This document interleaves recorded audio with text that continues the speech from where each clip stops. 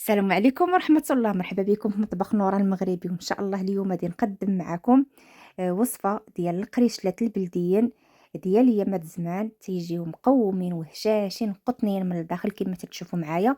العجين ما شاء الله كالسفنج، تيجيو مفشفشين ورطب يعني داك المذاق ديالهم راه منين تيطيبوا تيتشم الدرب كامل. هادي عرفكم درتو القريشلات لان مقومين ما شاء الله، تقويمه ديال يامات زمان، ماشي القرص العاديين اللي تنديروهم يعني ما تيكونوش مقومين، تيجيو شي شويه يعني ناقص المذاق ديالهم، ولكن هادو ما شاء الله واحد التقويمه فيها رائعه. نتمنى انك تجربيهم وتشوفي كيفاش جاو البنات قطنيين من الداخل وداك القوام باين فيهم، وعطيهم واحد المذاق غزال. هنا في المقادير وطريقه التحضير نشوفوهم مع بعض. عندي نصف لتر من الماء يكون دافي باش هكذا الخميره ديالنا تفاعل دغيا والعجينه نتاعنا تخمر وتجي تساعدنا في الخدمه ديالها، ويجيو كذلك مفشفشين. خميره عندي معلقه تكون مملوءه جيدا، كذلك كاس ديال السنيده. تنبقى تنخلط حتى تتفاعل ليا الخمير ديالي عفوا مع السكر تيذوب. مشات ليا داك المقطع لان ضفت شويه ديال الملحه في البول نتاعي قبل ما نبدا المقادير باش هكا حتى هو يذوب. ما تصورش ليا هاد، ما تنساوش ان ضروري تنديروا الملحه باش تصحح لنا الذوق وتيجيو منسمين ولذاذين. كذلك هنايا عندي النافع البلدي محمر من قبل ومنقي بطبيعه الحال. غادي نضيفو عليها هنايا كاس ما يكونش كبير بزاف، يعني هذا اقل من كاس العنبه ديال الزهر مقطر على اليد، تيعطيها واحد المذاق ما شاء الله راه رائعين. كل القريشلات كل ما كانوا مقومين مزيان كل ما تيجيو زوينين. كذلك 3 ديال المعالق نتاع الخل، كيف ما كان النوع ديال الخل ماشي مشكل، المهم ضروري نديروه. بالنسبه للجنجلان كذلك الزنجلان البلدي نقيته من قبل وحمرته غير شويه لان مازال غادي يدخل في الفران، داكشي علاش ما نحمروهش بزاف. وغادي نضيفو 2 ديال البيضات بحراره المطبخ، كانوا صغارين يمكن لك ديري حتى 3 ديال البيضات ماشي مشكل. وتنبدا تنخلط هكذا الخليط نتاعي. اما الدقيق هنايا عندي كيلو، يمكن لك يعني الدقيق على حسب الا كان تيتشرب ياخذ لك اكثر. المهم غادي نضيفوا الدقيق نتاعنا تدريجيا باش هكذا ما يجيوناش قاصحين. القريشلات الا كانوا هكذا مفشفشين في العجينه نتاعهم ومرخيه شويه يعني ما تكونش قاصحه، كل ما تيكونوا القريشلات ديالك ناجحين، سواء قرصتيهم في المنديل وخليتيهم يخمروا او لا ديريهم على هذا الشكل اللي هاد الطريقه هذه يعني تتخليك تصاوبي القريشلات ديالك بالزربه. قريشلات بلديين وفي نفس الوقت عصريين، يعني ما تنخليهمش يكونوا كبارين بزاف كيف ما كانوا تيديروهم ناس الزمان، ولكن المذاق راه نفسه راه حاضر في هاد القريشلات نتاعنا كما شتي معايا.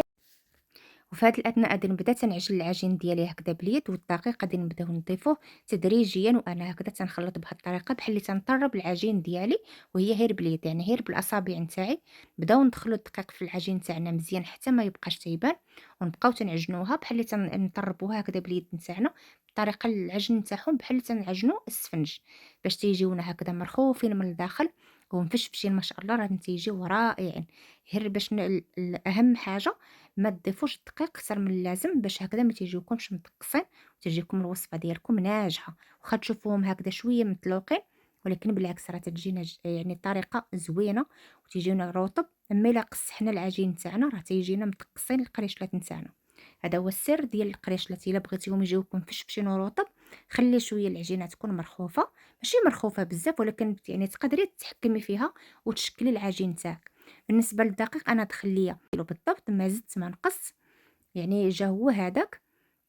بالنسبه للدقيق راه على حسب، كاين اللي تيكون تيتشرب وكاين اللي لا، يعني انت غادي تضيفي نصف كيلو وغادي تشوفي الا خصك شي شويه زيدي شي معلقه، جاك هو هذاك بركه باش هكذا الوصفه ديالك تجي ناجحه.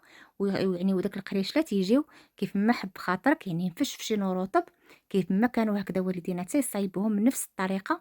القوام كلشي بلدي، تتجي المذاق رائع. البنات راه ما شاء الله ملي تديريهم في الفران راه الدرب كامل غادي يعرفك درتي القريشلات بقوة ما، يعني الزهر بلدي، النافع بلدي، كلشي تيكون فيهم بلدي، راه تيعطيهم واحد تيجيو مقومين واحد المذاق راه غزال بزاف. نتمنى انك تجربي الوصفه كيف ما هي وتوجدوا هكا حويجه لوليداتكم في الدار، وتفكروا حتى نتوما كيف ما كانوا والديكم من الباب تدخلوا تلقاو الفران مشعول والريحه ديال القراشل ما شاء الله. الدار كلها ما شاء الله هذاك الرويحه تتكون فيها زوينه بزاف. فنتمنى ان الوصفه تعجبكم طبقيها بحذافيرها، وان شاء الله هذه تكون احسن من حتى من طريق احسن حتى من اللي جاوني انا. نتمنى ان الوصفه تعجبكم، وصفه مبسطه والنتيجه راه ما شاء الله زوينه بزاف. كما شفتوا معايا العجين تاعي خمر ما شاء الله وضاعف الحجم ديالو. غادي نبداو نديكازيو العجينه نتاعنا، ننزلوا داك الخميره اللي فيها ونقادو داك العجين اللي تيكون مع الجوانب. هكذا الخميره ديالنا تتنزل والعجينه ديالنا تتكون ارتاحت مزيان، وتنبداو تنشكلوها. راه ما شاء الله واخا تشوفوا العجينه جاريه ولكن راها تتجي رائعه.